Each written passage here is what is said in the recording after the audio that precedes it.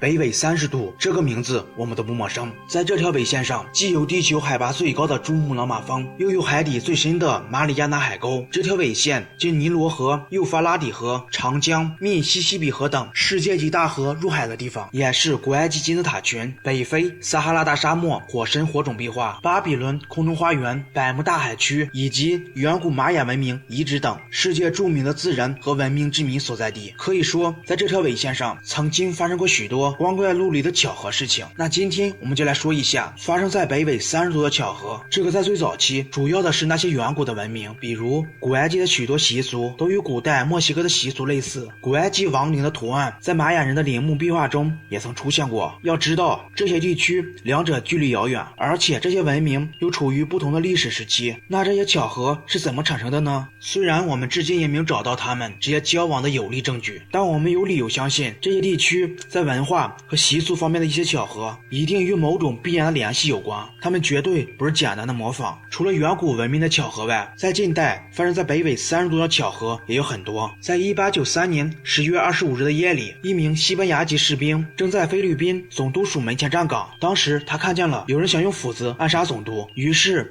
就连忙想赶过去救人，结果不知道什么原因迷迷糊糊就晕了过去。等他醒来时已经是第二天的清晨，可是他却奇怪地发现自己正站在几千米之外的墨西哥政府大厦前。原来他竟然一夜之间毫无知觉地穿过了太平洋。当他讲出自己的情况时，墨西哥人认为他精神失常，就把他交给了教会，以防他扰乱治安。士兵见他们不相信自己，就跟墨西哥人打赌说，昨天夜里菲律宾总督被人用斧子暗杀了，这个消息你们早晚会知道，到时候你们就知道我有没有说谎了。众人本以为他在胡扯，可在2个月后，菲律宾总督被人用斧子暗杀的消息传到了莫斯科，士兵的话被证实，人们这才把他从教会里放了出来。菲律宾和墨西哥两地虽然相距几千米，但是他们却都位于北纬30度线上。而类似的事情还不止这一起。在1958年9月，一位美国青年开着汽车从德克萨斯州向圣马克思市前进，11点10分，突然一道强光向他射来，他被晃得睁不开眼睛，就赶紧把汽车停在路边，然后就昏了过去。等青年忽然惊醒时，却发现自己的汽车不见了。青年一时想不到办法，只好踉跄地往前走。好不容易看到来了一辆汽车，他就截住那辆车，并告诉司机他的汽车不见了，希望司机能够载他一程。司机让他上车，然后问他去哪儿，他说去圣马克思市，这让司机有些疑惑，以为青年在和他开玩笑，因为他马上就到阿萨港了。要知道阿萨港距离圣马克思市足足有13000公里。年轻人也不相信，连忙追问司机日期和时间。司机告诉他现在是9月30号，快12点了，这也就意味着还不到1小时的时间，他就来到了13000公里外的澳大利亚。这换成谁